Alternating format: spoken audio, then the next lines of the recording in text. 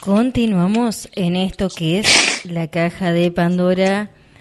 Tenemos la grata presentarla y el honor de presentarle a ella. Como siempre decimos, Atacor presenta esta columna de salud mental acá en Radio Mordisquito. Vamos a estar hablando en este momento con María Celeste Díaz Ledema. Ella es técnica universitaria en acompañamiento terapéutico, así que le vamos a dar la bienvenida. Hola, buenos días. Buen día. Buen día, Se escucha muchísimo. mucho mi voz ahora. Bueno, vemos que estás un poco afónica, nos parece a nosotros. No, así es. Justamente por eso me demoraba en entrar, porque quería ver si mejoraba un poco la voz. Bueno, siempre le agradecemos a la participación de todos los acompañantes terapéuticos dentro de este programa. Quería que en primera instancia Cele te presentes y nos cuentes a toda la audiencia sobre tu persona, sobre tu trabajo y sobre todo tu trayectoria. Es medio largo el tema para hablar de mí. Pero bueno, trabajo de acompañante terapéutico hace algunos años. Me recibí en la universidad, soy técnica y me dedico a los acompañamientos, sobre todo en autismo, porque me especializo en el tema de lo que es neurodesarrollo. Pero me buscan mucho por casos de autismo, integración escolar, todo, que es lo que me parece que vamos a hablar hoy. Sí.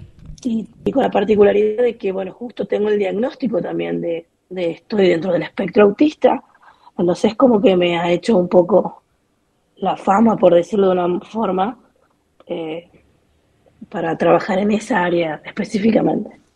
Claro, el hecho de que tengas autismo podés llegar a comprender mucho más que los que no tenemos el espectro. Contanos un poco antes de que entremos a la parte del trabajo que haces vos de integración escolar, y queríamos que nos cuentes, como en primera instancia, leyendo un poco, queríamos que nos cuentes qué es el TEA y si hay diferentes grados de TEA.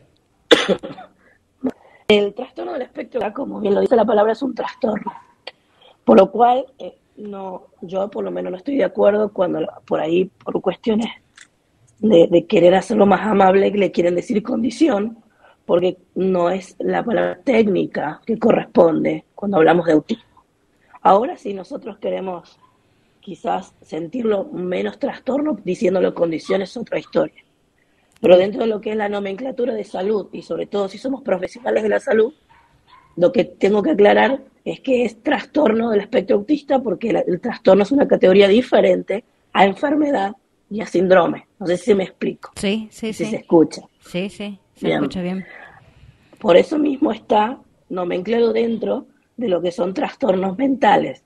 Entiéndase como trastornos mentales, no a que alguien está trastornado en el sentido vulgar de la palabra, Sí. por decirlo de una manera, sino que trastorno se dice a aquella causa de alguna cuestión conductual o que no esté dando una respuesta de lo que es lo cotidiano, lo normal en estadísticas de una persona que tiene síntomas y signos que difieren con ese grupo de porcentaje que se maneja de una determinada manera, lo cual ni encima no se puede comprobar con análisis y imágenes tales como una radiografía, un análisis de sangre, algo genético que uno pueda corroborar dentro de algo médico, sino que esto se identifica y se diagnostica a través de una batería diagnóstica y de entrevistas clínicas de personas especializadas en neurodesarrollo. Claro, bien claro. Bueno, en este caso quería que ya nos adentremos un poco a tu especialidad, que es ser acompañante terapéutica dentro del ámbito escolar. ¿Cómo interfiere o cómo es la participación de un acompañante terapéutico dentro del ámbito escolar? Bien, ahí es como para entrar también a dar un poco de una clase en diferencias de que nosotros tenemos un rol y una función. dentro de lo que es el acompañamiento terapéutico. El rol es justamente a lo que nos manda al hacer, en este caso sería acompañamiento escolar. ¿Bien? Y la función es todas las técnicas y herramientas y estrategias que yo voy a llevar a cabo para poder cumplir mi rol. Entonces, el acompañamiento terapéutico, por lo cual ya es un rol, pero va a diferir en el área del ámbito de aplicación. Entonces, yo, por ejemplo, si estoy en el escolar, mi rol va a ser observar, identificar signos de problemáticas, intervenir en lo vincular. El rol es lo que no se modifica y que es algo que está enmarcado en un marco teórico. Y mi función va a ser lo diverso, lo variable, que tiene mucho que ver con la estrategia y con la creatividad que implica el rol, lo que implica el acompañamiento terapéutico.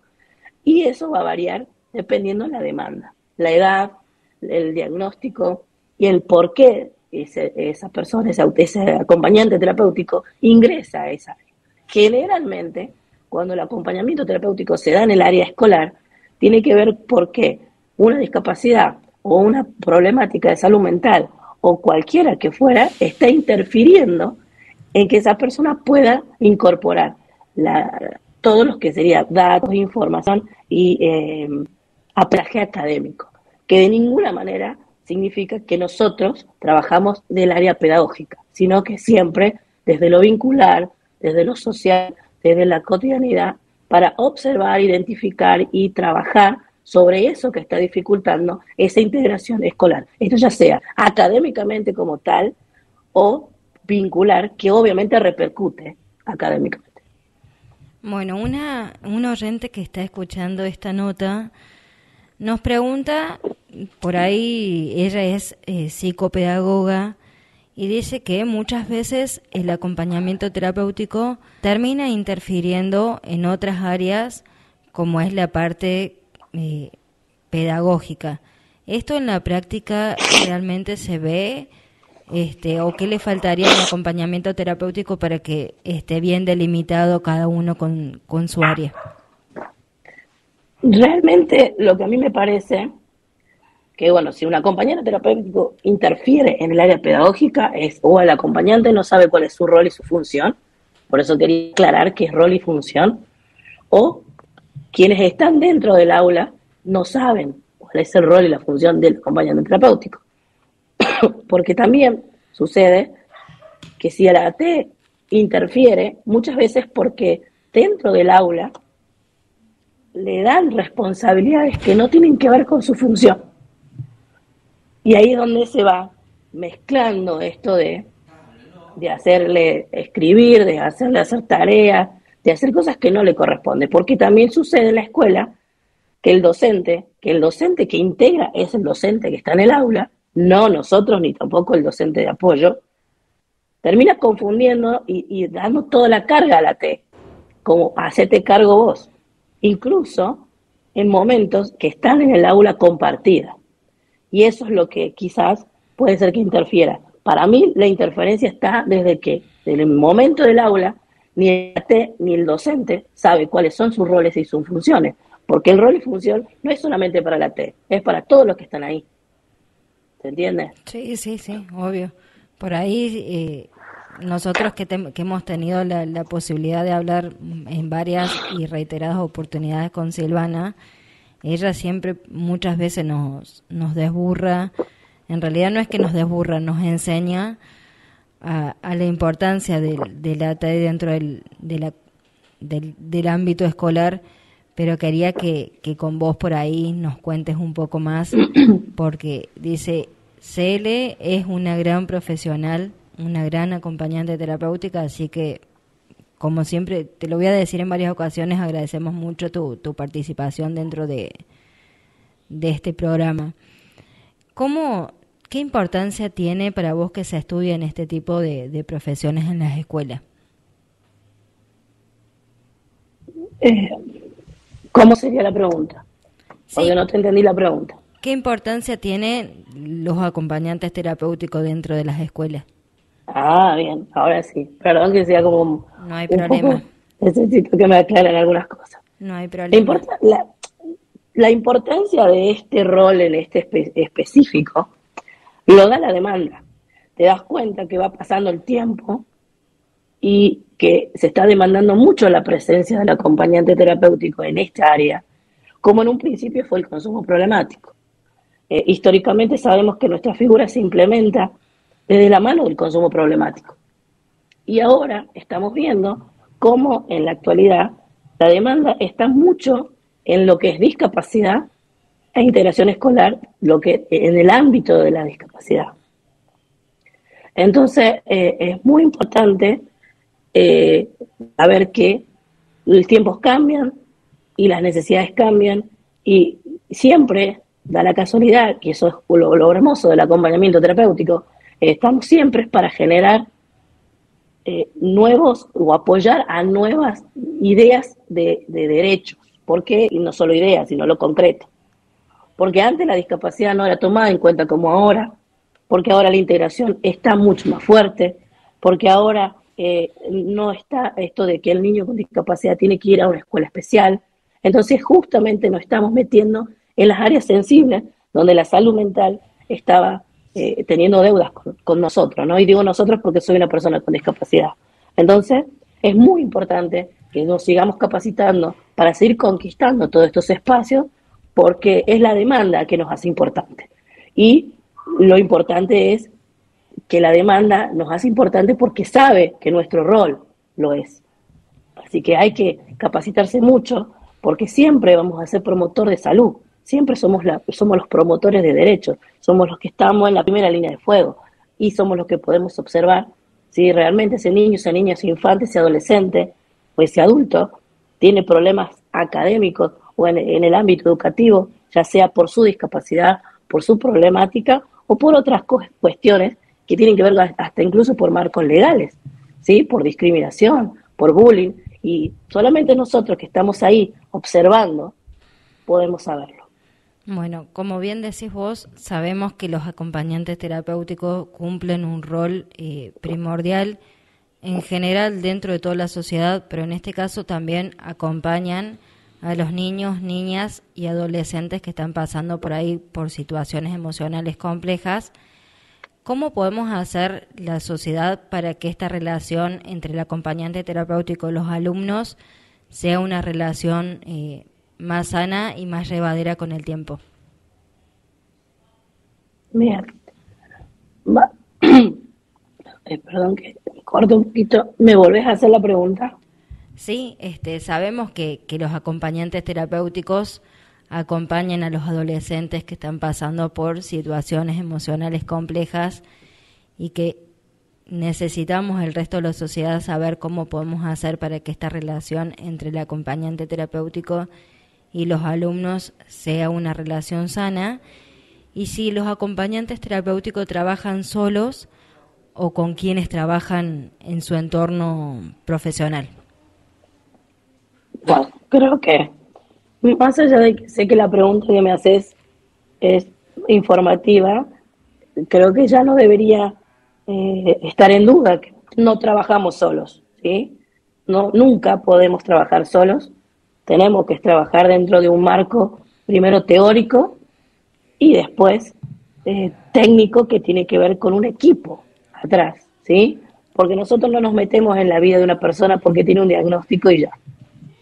Vamos porque hay un equipo que considera que necesita nuestra presencia y entre todos se va armando una estrategia, se van viendo las situaciones por la cual es necesario la implementación y de ninguna manera podemos trabajar solos. Y solo, no solamente también por el equipo, ¿no? Sino por la familia, sino por el entorno. Porque es irónico que por mucho tiempo por ahí se ha confundido esto de puede hacerlo solo, puede hacerlo acompañado, cuando si nosotros trabajamos en la cotidianidad, no trabajamos solos, nunca. Cuando hablábamos al principio de qué es rol y qué es función, el rol, por ejemplo, impacta directamente entre el acompañado y el acompañante. Y la función impacta directamente entre el acompañado y el entorno, lo cual la misma palabra y la misma génesis del acompañamiento terapéutico se basa en nunca trabajar solo. Y eso implica familia, entorno, mundo y obviamente el acompañante, el acompañado. No sé si me explico. Sí, sí. Nosotros como medios de comunicación, ¿cómo ves a los medios de comunicación en general? ¿Se transmite, no se transmite bien la información de los acompañantes terapéuticos? Eh, Hay veces que por ahí también dentro de algunos grupos se informa erróneamente o no muy claro y me pasa de observarlo, porque no sé si te darás cuenta, yo tengo que preguntarte muchas veces de nuevo lo que me decís, porque no infiero cuáles son tus intenciones en la pregunta. Para mí todo tiene que estar muy claro. Y por ahí, como te digo, quizás pasa de que a lo largo de la historia se ha dado muchas interpretaciones de muchas cosas. Y como esto va mutando constantemente en diferentes áreas de aplicación, por ahí se confunden los conceptos y se difunde un poco mal. A ver, yo no creo que sea con mala intención, o así espero, pero hay un gran problema de lo que es la profesionalización de nuestro trabajo, independientemente de lo que es la ley, ¿no? O lo que es el proyecto. Es cuando el acompañante terapéutico incluso no puede aclarar su rol y su función dentro de las áreas que trabaja. Y ahí es donde yo me doy cuenta de que no sé si se difunde mal desde lo que es el internet o lo que son las redes, sino que yo lo veo cotidiano con colegas que no saben decir cuál es su rol y su función, no saben especificar a qué van a trabajar. Entonces sí, en el día a día y en la práctica no se sabe, obviamente que es un poco de pálpito lo que vos sabés que se difunde en la red. Claro. En este caso, al momento de ir a tomar un paciente, un niño o niña o adolescente, ¿cómo es la modalidad de trabajo? ¿Con todos los niños y niñas se trabaja de la misma forma? Bueno, primero que nada que nunca se empieza el trabajo sin hacer entrevistas y eso es algo que por ahí también veo que los acompañantes no todos lo tienen como estrategia. Para mí la primera estrategia del acompañamiento terapéutico es la entrevista con la familia, la entrevista con la persona, porque es lo que a nosotros nos va a dar un marco referencial de que si estamos en condiciones de trabajar en esa área, si vamos a poder ayudar o vamos a hacer un impedimento y de poder tomar decisiones éticas y profesionales con respecto a si vamos a tomar ese trabajo o no. Por ahí el contrato incluso del primer momento de la T ya es medio vidrioso, porque vemos en las redes que dice, necesito T para mi niño para que empiece el lunes. Y el lunes empezó una T, sin entrevista, sin ningún tipo de información, o que lo vas a aprender a la marcha. Y eso desde el vamos ya está mal, porque cada niño, niña, joven, adolescente, adulto, quien sea que uno acompañe, necesite un tiempo importantísimo en el acompañamiento terapéutico que no lo vas a ir viendo, que es el vínculo, ¿sí? Y el vínculo se construye desde el día cero, no desde el día que vos entras al colegio, es antes, es en la entrevista, es en una videollamada, es en varias, si se necesita incluso varias entrevistas, en varias entrevistas. Porque el tiempo de nosotros como AT puede ser inmediato.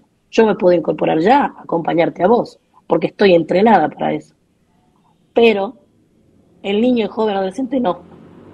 Y hay que empezar a ser respetuoso de esos tiempos de vinculares. Entonces, la respuesta sería, ningún niño, ningún joven, ningún adolescente tiene el mismo tiempo y eso se mide en las entrevistas.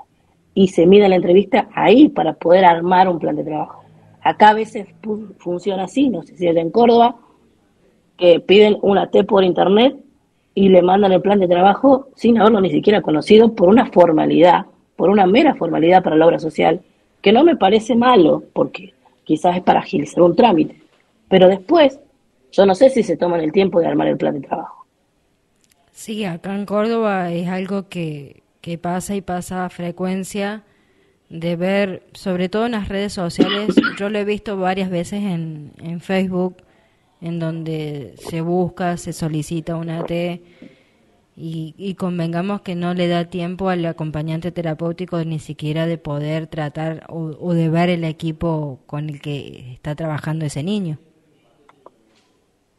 Claro, igualmente es responsabilidad de la T darse esos tiempos, porque entiendo que estamos en una época que el trabajo no se niega, pero cuando se trabaja con salud mental, eh, la responsabilidad es grande. Y aquí hay que tener, uno es AT y es profesional y tiene ética desde el momento que elige cuál es el camino para tomar un trabajo.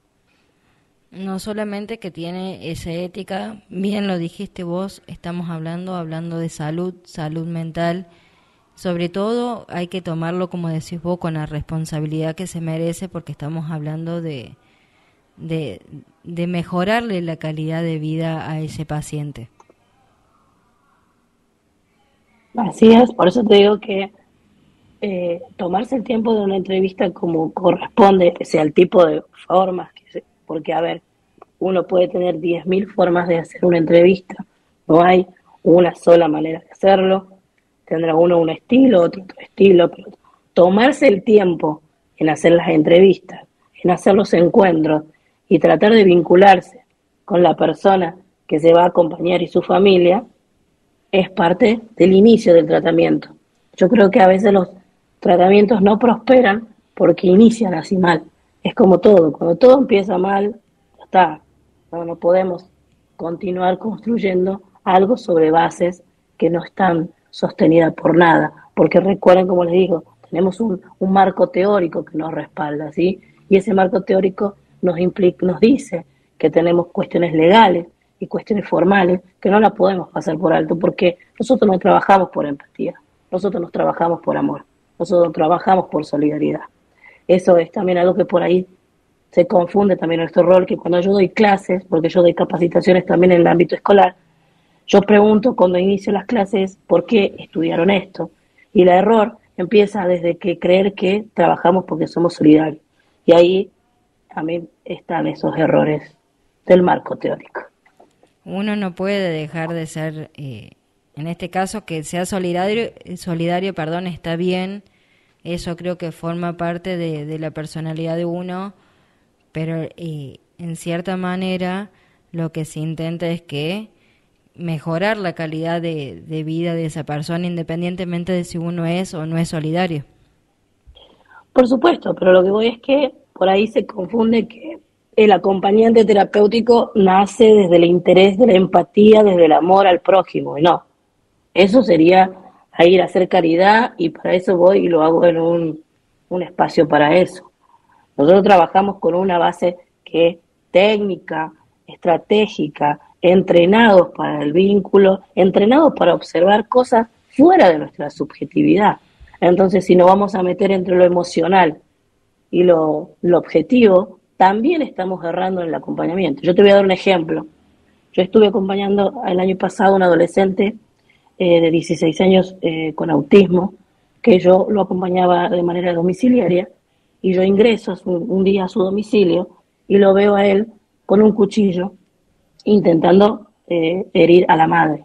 En esa situación que yo ingreso, lo primero que hice fue sacarle el cuchillo y pedirle que limpie algo que había salpicado en el piso, que encima era rojo y yo pensaba que era sangre.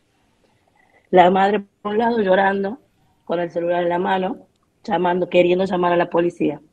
Cuando yo desarticulo esa situación, que el joven le sacó el cuchillo, limpia lo que tiene que limpiar y me voy con él a conversar, si yo me hubiera metido entre la empatía y entre lo que a mí me reflejaría esa situación, lo hubiera abrazado a la madre, la hubiera sujetado a la madre porque la vi llorando y desprotegida, y lo hubiera como retado de una forma al muchacho y hubiera, si no te hubiera el entrenamiento que tenemos los acompañantes terapéuticos, me refiero, ¿no? Sin embargo, mi reacción fue la que acabo de comentar, porque en la primera instancia yo no sé si realmente él la quiso matar a ella o se estaba defendiendo de ella. Entonces ahí es donde yo digo que la empatía, el amor, la emoción no tiene que interferir en nuestro trabajo, porque nosotros no hacemos juicios de valor, sino que observamos comportamientos para poder trabajar. En ese momento, como te digo, la situación era clara, una mujer indefensa llorando, mientras un hombre, porque es un chico grandoto, estaba queriendo apuñalar. Si yo me voy por la emoción, pierdo objetividad. Claro. ¿Hace falta más capacitación para los acompañamientos terapéuticos? Falta para toda persona que trabaje en todas las áreas.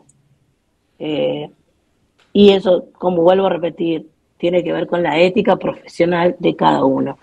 Nosotros estamos técnicamente obligados a capacitarnos, faltara o no faltara, no lo sé, porque eso tendría que ser medir más o menos qué sabe cada cual y cada cuánto, y sabemos que encima no está unificada la manera en que hemos aprendido, ¿no? En el acompañamiento terapéutico.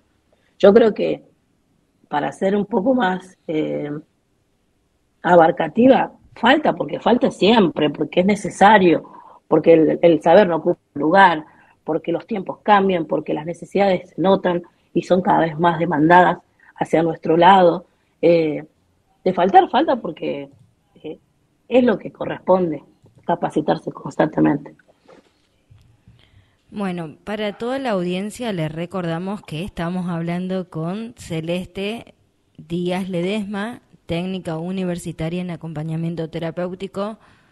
No te queremos robar mucho más tiempo, pero sí quería que le dejes a toda la audiencia y me dejes a mí algún mensajito para todos los oyentes que nos están escuchando.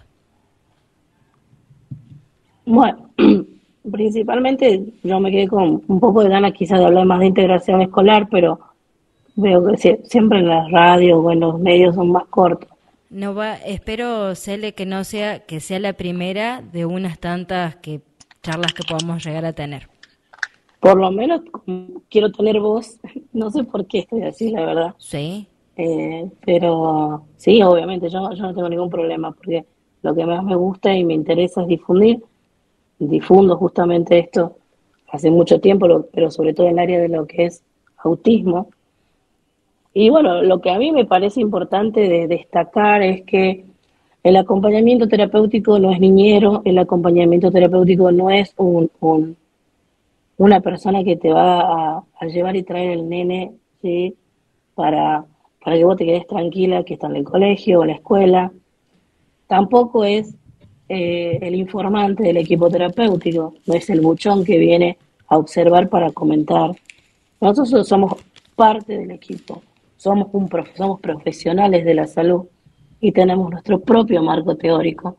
Y desde el momento que trabajamos con eso en la cabeza y una buena formación constante y actualizada, no queda solamente en eso, sino que en imponernos en nuestras áreas de trabajo.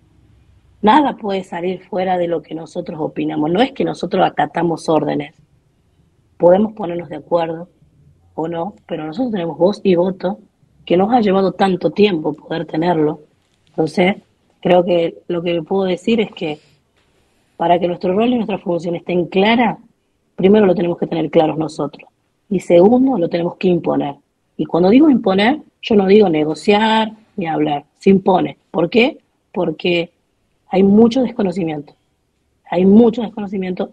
Nosotros sabemos lo que somos, pero en las escuelas y en otros espacios todavía no saben qué es lo que venimos a hacer. claro. Entonces, cuando uno deja claro de un inicio, como en una relación de amistad, de pareja, de lo que sea, cuáles son las pautas que vamos a tener vincularmente, después nada puede salir mal. Así que no hay que tener miedo ni imponerse, porque la idea es que se note que somos profesionales y eso va desde la palabra nuestra, no desde los otros. No tenemos que esperar que los otros nos den la jerarquía que nosotros tenemos que imponer. Claro. Bueno, se le agradecemos mucho. Si me das permiso vos, te voy a comprometer en vivo para que podamos seguir teniendo muchas más charlas. Siempre decimos que, por lo menos desde este programa, que es necesario que se difundan todas las actividades que vienen realizando los acompañantes terapéuticos, que es necesario que nos sigamos capacitando como sociedad, que le sigamos dando el valor a los acompañantes, que es el que realmente se merecen y necesitan hoy en día. Sí, vos contás conmigo porque a mí me gusta lo que hago. Creo que es parte de lo que comunico, es justamente de que trato de que llegue la información a todos y todas de la misma forma. A mí me costó mucho entender y me cuesta todavía mucho estar dentro de un ambiente que por ahí son muy confusas las informaciones, la forma en que hablan, la manera en que se comunican.